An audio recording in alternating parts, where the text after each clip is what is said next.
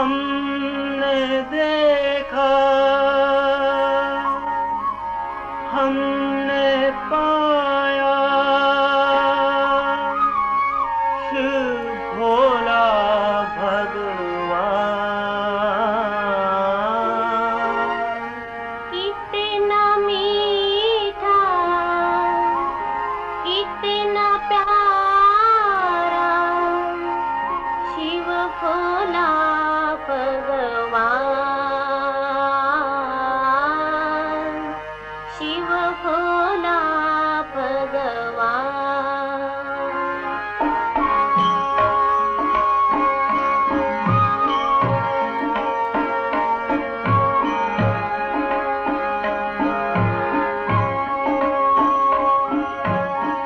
हमने देखा, हमने पाया, शिव भोला भगवान।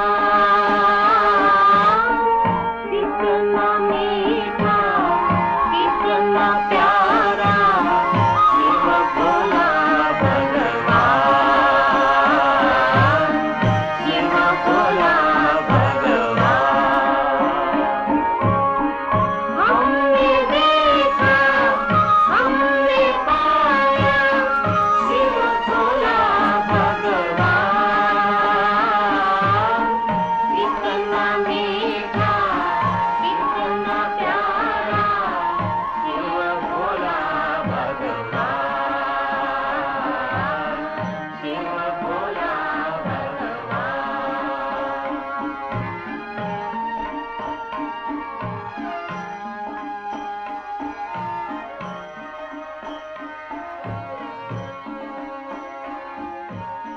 संगम का शुभ पावन युग यह, नई सृष्टि का प्रारंभ। मनोविकारों की मूर्छामय बीत चली है रात। अनुभव की है बात हमारी, नई तक का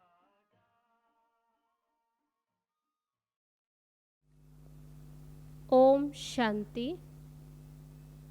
आज 5 अक्टूबर 2020। आज बाबा कहते मीठे बच्चे, एकांत में बैठ अब ऐसा अभ्यास करो जो अनुभव हो मैं शरीर से भिन्न आत्मा हूँ। इसको ही जीते जी मरना कहा जाता है। प्रश्न है, एकांत का अर्थ क्या है? एकांत में बैठ तुमको कौन सा अनुभव करना है? उत्तर है, एकांत का अर्थ है एक की याद में इस शरीर का अंत हो। अर्थात एकांत में बैठ ऐसा अनुभव करो कि मैं आत्मा इस शरीर को छोड़ बाप के पास जाती हूँ। कोई भी याद ना रहे, बैठे बैठे अशरीरी हो जाओ। जैसे कि हम इस शरीर से मर गए, बस हम आत्मा हैं, शिव बाबा के बच्चे हैं। इस प्रैक्टिस से देह भान टूटता जाएगा। ओम शांति। बच्चों को बाप पहले पहले समझाते हैं कि मीठे मीठे बच्चों, जब यहाँ बैठते हो तो अपने को आत्मा समझ बाप को याद करते रहो और कोई तरफ बुद्धि नहीं जानी चाहिए। ये तुम बच्चे जानते हो, हम आत्मा है। पार्ट हम आत्मा बजाती है इस शरीर द्वारा। आत्मा अविनाशी, शरीर विनाशी है। तो तुम बच्चों को देही अभिमानी बन बाप की याद में रहना है। हम आत्मा है, चाहे तो इन आर्गन से काम लेवे और चाहे तो न लेवे। अपने को शरीर से अलग समझना चाहिए। बाबा कहते हैं अपने को आत्मा समझो, देह को भूलते जाओ। हम आत्मा इंडिपेंडेंट है। हमको सिवाय एक बाप के और कोई को याद नहीं करना है। जीते जी मौत की अवस्था में रहना है, मरजीवा बनना है। हम आत्मा का योग रहना है बाबा के साथ। बाकी तो दुनिया से और घर से मर गए। कहते हैं ना, आप मुए मर गई दुनिया।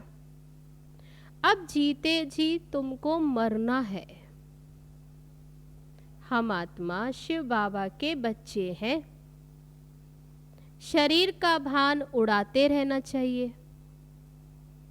बाबा कहते हैं अपने को आत्मा समझो और मुझे याद करो। शरीर का भान छोड़ो। ये पुराना शरीर है ना, पुरानी चीज को छोड़ा जाता है ना। अपने को अशरीरी समझो।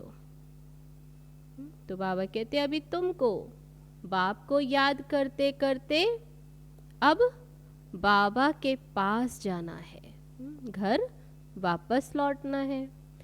ऐसे करते करते फिर तुमको आदत पड़ जाएगी कि अभी तो तुमको घर जाना है, फिर इस पुरानी दुनिया को याद क्यों करे।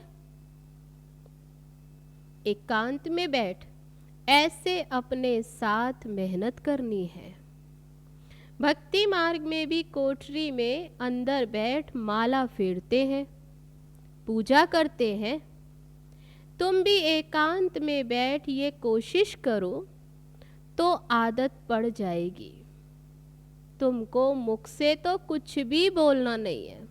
ऐसे नहीं भक्ति मार्ग की तरह बाबा कहते हैं मुख से कोई मंत्र या कुछ बोलना है, इसमें है बुद्धि की बात। शिव बाबा तो है सिखलाने वाला, उनको तो पुरुषार्थ नहीं करना। ये बाबा पुरुषार्थ करते हैं। कौन? ब्रह्मा बाबा, ये तो पुरुषार्थ करते हैं। वह फिर तुम बच्चों को भी समझाते हैं। जितना हो सके ऐसे बैठकर विचार करो। अभी हमको जाना है अपने घर।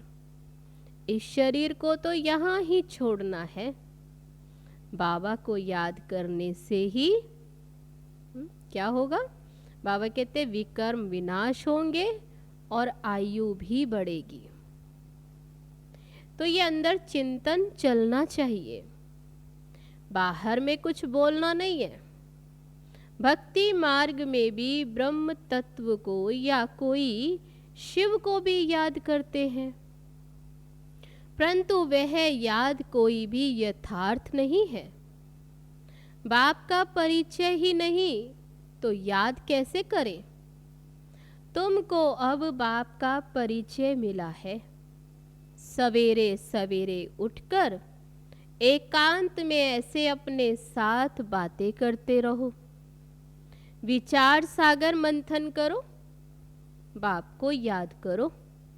बाबा, हम अभी आया कि आया आपकी सच्ची गोद में? वह है रूहानी गोद। तो ऐसे ऐसे अपने साथ बातें करनी चाहिए। बाबा आया हुआ है। बाबा कल्प कल्प आकर हमको राजयोग सिखलाते हैं। बाप कहते मुझे याद करो और चक्र को याद करो। स्वदर्शन चक्रधारी बनना है। बाप में ही सारा ज्ञान है ना चक्र का, वह फिर तुमको देते हैं। जो नॉलेज बाप के पास है, बाबा तुम्हें नॉलेज देकर मास्टर नॉलेजफुल बनाते हैं। तो बाबा कहते तुमको अभी बाप त्रिकालदर्शी बना रहे, तीनों कालों की नॉलेज देते। तीनों कालों अर्थात आदि मध्य अंत को तुम जानते हो। बाप भी है परम आत्मा, उनको शरीर तो है नहीं। अभी इस शरीर में बैठ तुमको समझाते हैं। ये वंडरफुल बात है। भागीरथ पर विराजमान होंगे तो जरूर दूसरी आत्मा है ना। बहुत जन्मों के अंत का जन्म इनका है।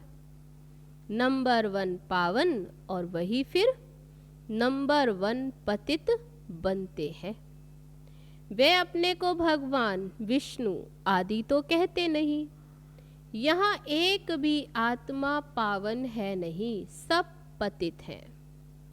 तो बाबा बच्चों को समझाते हैं, ऐसे ऐसे विचार सागर मंथन करो तो इससे तुमको खुशी भी रहेगी। इसमें एकांत भी जरूर चाहिए।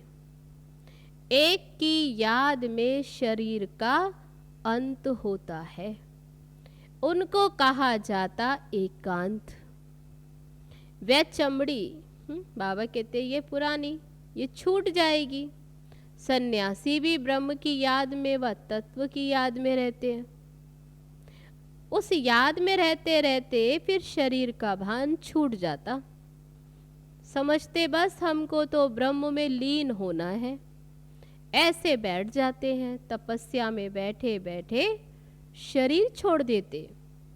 अब भक्ति में तो मनुष्य बहुत धक्के खाते, इसमें तो धक्के खाने की कोई बात नहीं। याद में ही रहना है, पिछाड़ी में फिर कोई याद ना रहे। ग्रस्त व्यवहार में तो रहना ही है, बाकी टाइम निकालना है। स्टूडेंट को पढ़ाई का शौक होता है ना, ये पढ़ाई है। अपने को आत्मा ना समझने से बाप, टीचर, गुरु सबको भूल जाते हैं। एकांत में बैठे ऐसे ऐसे विचार करो। गृहस्थी घर में तो वाइब्रेशन ठीक नहीं रहता।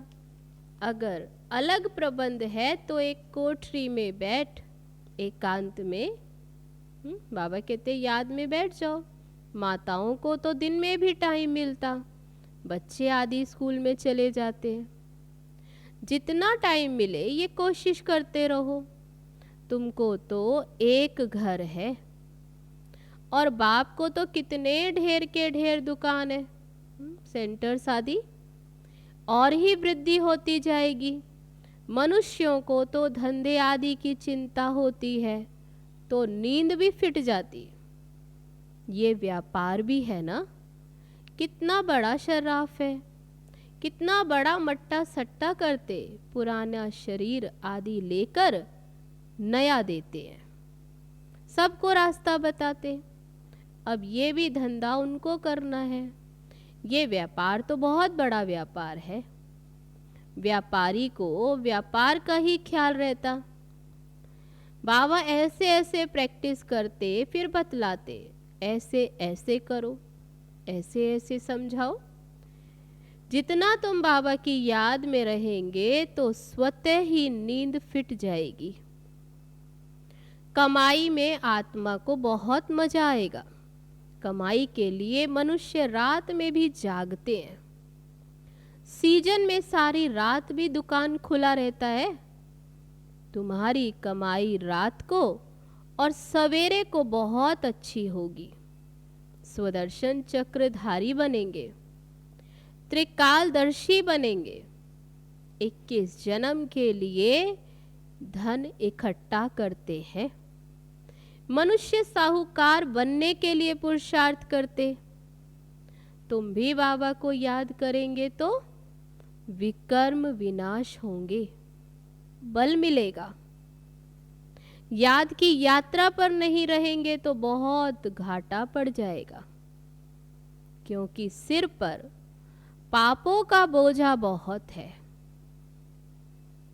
तो बाबा कहते अब जमा करना है, एक को याद करना है और त्रिकालदर्शी बनना है। यह अविनाशी धन आधा कल्प के लिए इकट्ठा करना है। ये तो बहुत वैल्यूबल है। विचार सागर मंथन कर फिर रतन निकालने हैं। बाबा जैसे खुद करते, कौन? ये ब्रह्मा बाबा। तो बच्चों को भी युक्ति बतलाते हैं। कहते हैं बाबा माया के तूफान बहुत आते हैं। बाबा कहते जितना हो सके अपनी कमाई करनी है, यही काम में आनी है। एकांत में बैठ बाबा को याद करना है। फुर्सत है तो सर्विस भी मंदिरों में बहुत कर सकते हो। मंदिर आदि में जाओ, बैच जरूर लगा रहे, सब समझ जाएंगे ये तो रूहानी मिलिट्री है। तुम लिखते भी हो हम स्वर्ग की स्थापना कर रहे हैं। आदि सनातन देवी देवता धर्म अब नहीं है जो फिर स्थापन करते हैं। ये लक्ष्मी नारायण एम ऑब्जेक्ट है ना। कोई समय ये ट्रांसलाइट का चित्र बैटरी सहित उठाकर परिक्रमा देंगे और सबको कहेंगे यह राज्य कौन सा? लक्ष्मी नारायण का फिर से हम स्थापन कर रहे हैं। ये चित्र सबसे फर्स्ट क्लास है। ये चित्र बहुत नामी ग्रामी हो जाएगा। लक्ष्मी नारायण सिर्फ एक तो नहीं थे, उनकी राजधानी थी ना। ये स्वराज्य स्थापन कर रहे हैं। ऐसे उनको बताओ। बाबा कहते मन मना भव। अब आप क्या कहते कि ऐसी राजधानी फिर से स्थापन हो रही है, ये पैगाम सबको दो और मन मना भव। बाप को याद करो तो विकर्म विनाश होंगे। कहते हैं हम गीता का सप्ताह मनाएंगे। ये सब प्लान कल्प पहले मुआफिक बन रहे हैं। परिक्रमा में ये चित्र लेना पड़े, इनको देखकर सब खुश होंगे। तुम कहेंगे बाप को और वर्षे को याद करो। मन मना भव, ये गीता के अक्षर है ना। भगवान शिव बाबा है, वह कहते हैं मुझे याद करो तो विकर्म विनाश हो। 84 के चक्र को याद करो तो ये बन जाएंगे क्या? लक्ष्मी नारायण। लिटरेचर भी तुम सौगात में देते रहो। शिव बाबा का भंडारा तो सदा भरपूर है। आगे चलकर बहुत सर्विस होगी। एम ऑब्जेक्ट कितना क्लियर है। एक राज्य एक धर्म था, बहुत साहूकार थे। मनुष्य चाहते हैं एक राज्य एक धर्म हो। मनुष्य तो जो चाहते सो अब आसार दिखाई पड़ते हैं। फिर समझेंगे ये तो ठीक कहते हैं। 100% पवित्रता सुख शांति का राज्य फिर से स्थापन कर रहे हैं। फिर तुमको खुशी भी रहेगी। याद में रहने से ही तीर लगेगा। बाबा कहते याद में रह कर के सुनाएंगे तो उनको भी तीर लगे। शांति में रह, थोड़े ही अक्षर बोलने, जास्ती आवाज नहीं। गीत कविताएं आदि कुछ भी बाबा पसंद नहीं करते। बाहर वाले मनुष्यों से रीस नहीं करनी। तुम्हारी तो बात ही और है। तुम दुनिया से न्यारे हो तो अपने को आत्मा समझ बाबा को याद करना है बस। स्लोगन भी अच्छे हो जो मनुष्य पढ़कर जागे। बच्चे वृद्धि को पाते रहते, खजाना तो भरपूर रहता है। बच्चों का दिया हुआ फिर बच्चों के ही काम आता है। बाप तो पैसे नहीं ले आते, तुम्हारी ही चीजें तुम्हारे काम में आती हैं। भारतवासी जानते हैं हम बहुत सुधार कर रहे हैं। वो समझते हम सुधार कर रहे हैं। 5 वर्ष के अंदर इतना अनाज होगा, ये होगा, तो अनाज की कभी तकलीफ नहीं होगी, ऐसा समझते। और तुम जानते हो कि ऐसी हालत होगी जो अन्न खाने के लिए नहीं मिलेगा। तो बाबा कहते ऐसे नहीं अनाज कोई सस्ता होगा। तुम बच्चे जानते हो हम 21 जन्म के लिए अपना राज्य भाग्य पा रहे हैं। ये थोड़ी बहुत तकलीफ तो सहन करनी ही है। कहा जाता है ना, खुशी जैसी खुराक नहीं। अतीन्द्रिय सुख गोप गोपियों का गाया हुआ है। ढेर बच्चे हो जाएंगे। जो भी सैपलिंग वाले होंगे वे आते जाएंगे। झाड़ यहाँ ही बढ़ना है। स्थापना हो रही है। और धर्मों में ऐसे नहीं होता। वह तो ऊपर से आते हैं। ये तो जैसे कि झाड़ स्थापन हुआ ही पड़ा है। इसमें फिर नंबरवार आते जाएंगे, वृद्धि को पाते जाएंगे। तकलीफ कुछ नहीं, उन्हों को तो ऊपर से आकर पार्ट बजाना ही है। इसमें महिमा की क्या बात। धर्म स्थापक के पिछाड़ी आते रहते हैं। वह शिक्षा क्या देंगे सद्गति की? कुछ भी नहीं। यहाँ तो बाप भविष्य देवी देवता धर्म की स्थापना कर रहे हैं। संगम युग पर नया सैपलिंग लगाते हैं ना।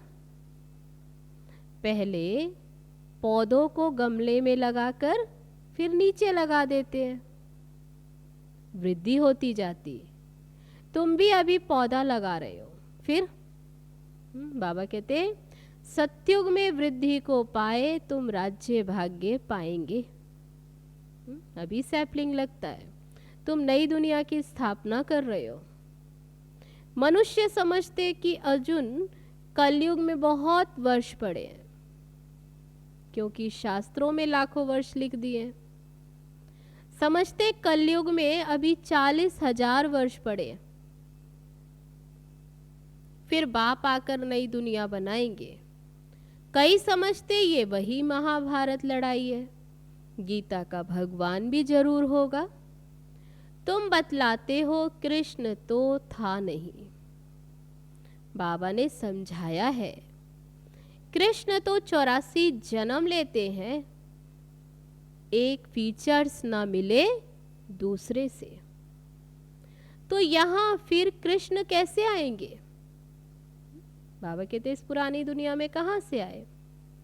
कोई भी इन बातों पर विचार नहीं करते। तुम समझते हो कृष्ण स्वर्ग का प्रिंस, वह फिर द्वापर में कहां से आएगा? इन लक्ष्मी नारायण के चित्र को देखने से ही समझ में आ जाता है। शिव बाबा ये वर्षा दे रहे हैं। सत्युग की स्थापना करने वाला एक बाप ही है। ये गोला झाड़ आदि के चित्र कम थोड़े ही हैं। एक दिन तुम्हारे पास ये सब चित्र ट्रांसलाइट के बन जाएंगे। फिर सब कहेंगे हमको ऐसे चित्र ही चाहिए। इन चित्रों से फिर विहंग मार्ग की सर्विस होगी। तुम्हारे पास बच्चे इतने आएंगे जो फुर्सत नहीं मिलेगी। ढेर आएंगे, बहुत खुशी होगी। दिन प्रतिदिन तुम्हारा फोर्स बढ़ता जाएगा। ड्रामा अनुसार जो फूल बनने वाले होंगे, तो बाबा कहते उनको ही टच होगा। आएंगे ढेर। तो बाबा कहते जो इस घर के होंगे, इस घराने के, वे आएंगे। तुम बच्चों को ऐसे नहीं कहना कि बाबा इनकी बुद्धि को टच करो। टच कोई बाबा थोड़े करते हैं। समय पर आपे ही टच होगा। बाबा तो रास्ता बताएंगे।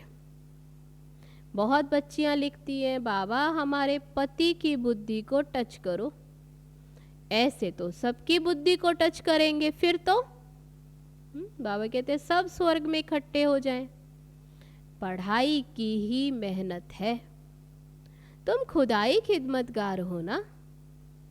सच्ची सच्ची बात बाबा पहले से ही बता देते क्या क्या करना है। ऐसे चित्र ले जाने पड़ेंगे। सर्विस के लिए क्या क्या करना है बाबा पहले से बताते। सीडी का भी ले जाना पड़े। ड्रामा अनुसार स्थापना तो होनी है। बाबा सर्विस के लिए जो डायरेक्शन देते तो बाबा कहते उस पर ध्यान देना है। बाबा कहते बैजिस किस्म किस्म के लाखों बनाओ। ट्रेन की टिकट लेकर 100 माइल तक सर्विस करके आओ, दूर दूर जाओ, एक डिब्बे से दूसरे और दूसरे से तीसरे में सर्विस करो, बहुत सहज है। बच्चों की सर्विस, बाबा कहते ये शौक रहना चाहिए कि हमें सर्विस करनी है। अच्छा, मीठे मीठे सिक्के लदे बच्चों प्रति माता पिता बाप दादा का याद प्यार और गुड मॉर्निंग। रूहानी बाप की रूहानी बच्चों को नमस्ते। हम रूहानी बच्चों की रूहानी बाप दादा को नमस्ते नमस्ते। ओम शांति। अब है धारणा के लिए मुख्य सार। पहली पॉइंट, विचार सागर मंथन कर अच्छे अच्छे रतन निकालने हैं, कमाई जमा करनी है, सच्चा सच्चा खुदाई खिदमतगार बन सेवा करनी है। दूसरी पॉइंट, पढ़ाई का बहुत शौक रखना है, जब भी समय मिले एकांत में चले जाना है। ऐसा अभ्यास हो जो जीते जी इस शरीर से मरे हुए हैं, इस स्टेज का अनुभव होता रहे, देह का भान भी भूल जाए। अब है आज का वरदान। भिन्नता को मिटाकर एकता लाने वाले सच्चे सेवाधारी भव। ब्राह्मण परिवार की विशेषता है अनेक होते भी एक। आपकी एकता द्वारा ही सारे विश्व में एक धर्म एक राज्य की स्थापना होती है। इसलिए विशेष अटेंशन देकर भिन्नता को मिटाओ और एकता को लाओ, तब कहेंगे सच्चे सेवाधारी। सेवाधारी स्वयं प्रति नहीं लेकिन सेवा प्रति होते हैं। स्वयं का सब कुछ सेवा प्रति स्वाहा करते हैं। जैसे साकार बाप ने सेवा में हड्डियां भी स्वाहा की, ऐसे आपकी हर कर्मेंद्रिय द्वारा सेवा होती रहे। तो आज का वरदान, भिन्नता को मिटाकर एकता लाने वाले सच्चे सेवाधारी भव। अब है आज का स्लोगन, परमात्म प्यार में खो जाओ तो दुखों की दुनिया भूल जाएगी। परमात्म प्यार में खो जाओ तो दुखों की दुनिया भूल जाएगी। अच्छा, तो ये थे बाबा के आज के महावाक्य जो भी हम सब ने सुने। अभी चलो चलते हैं बाबा की याद में। ओम शांति।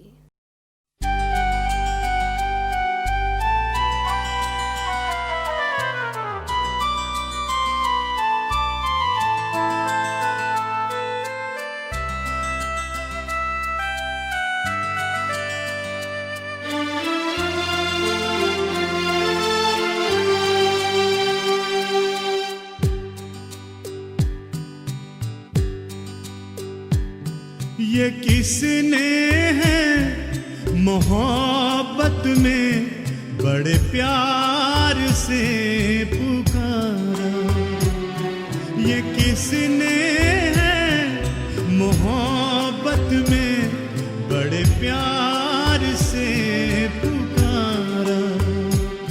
रूहानी मिलन कहाँ गए नजारा।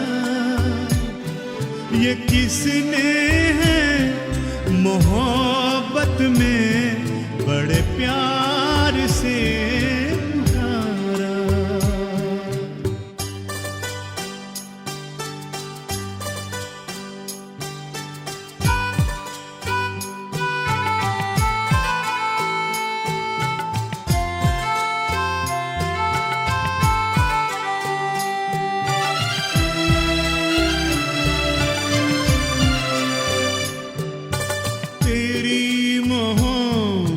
में बाबा मैंने कई संसार भुलाए, तेरे ही प्यार से बाबा अमृत वेले जगाए।